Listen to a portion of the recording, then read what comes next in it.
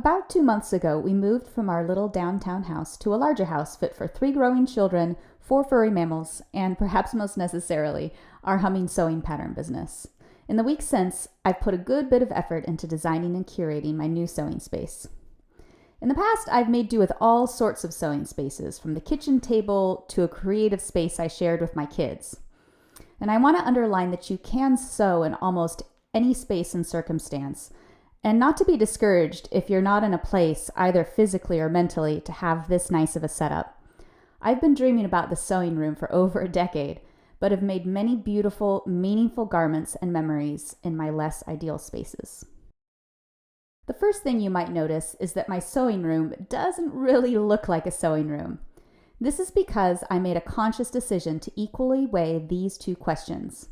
Number 1, what do I need to be able to do in this space?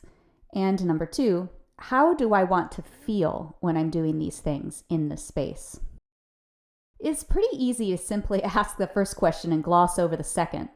A making space, after all, has some serious practical weight to pull. Little annoyances like the wrong lighting, the absence of proper storage, or a surge protector that's not big enough for all your machines can be truly frustrating after a while. But when I started thinking of my sewing space like the kitchen of craft pursuits, it all started to click. Sure, you can cook in a kitchen without a window, cut off from the rest of the living room, with all of your small appliances, spices, and pantry items in plain view. But before long, the visual clutter just starts to get to you. The practicality of the space becomes oppressive. It becomes harder to keep organized. Eventually, you dread going in there to cook meals, and your meals become less creative. You just want to get in there and get out. I want my sewing room to be beautiful, just like I want my kitchen to be beautiful. For sure, it gets messy. But there's space for children to sit and chat and try their hand at my crafts. There are plants, fun lighting, and my most favorite crafting cookbooks. And my notions and even my fabric are properly stored away so they don't overwhelm me, just like a well-organized fridge or pantry.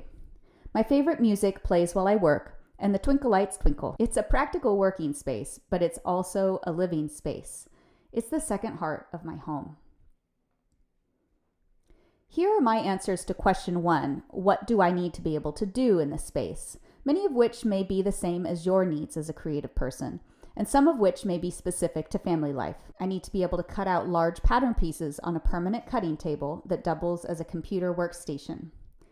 I need to be able to sew using either my regular machine, serger, or cover stitch machine.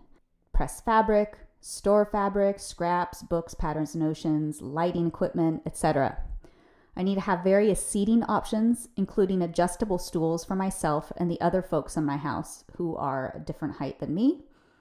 I need to have a more or less permanent setup for taking outfit photos next to a large window.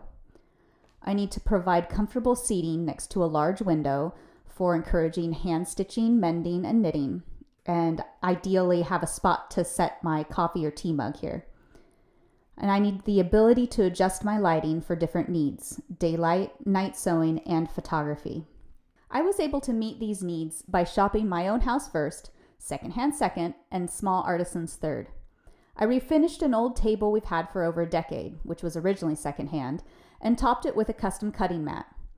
I scored the beautiful armoire at the thrift store last year, just pre-COVID, and I recently found an antique baker's cabinet on Facebook Marketplace that serves as my pressing table and scrap and notion storage. I'm storing my scraps by size to facilitate future scrap busting projects. I have an old cutting mat as a barrier between the wood and the wool pressing pads. I love that my iron can rest on the pull-out board while I adjust the fabric, and it fits so nicely in one of these little cupboards. The large armoire holds lighting, camera gear, photo shoot paraphernalia, and audio equipment. If sewing wasn't how I made a living, I would probably just store my fabric in there. As it is, my small stash is kept in the small cabinet under my cover stitch machine, and any overflow is kept in a close-by closet.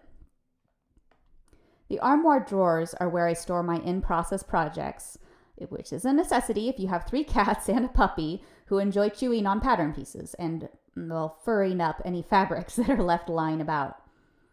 On top of the armoire, you'll find my pattern stash in some cute baskets. My answers to question 2, how do I want to feel when I'm doing these things in this space, are I want to feel refreshed, inspired, calm and focused, cozy, connected to the natural world, and connected to the people in my life. Focusing on bringing in natural materials, such as real wood, plants, and natural fibers, was a huge factor in establishing this kind of cozy vibe, as was the fun lighting.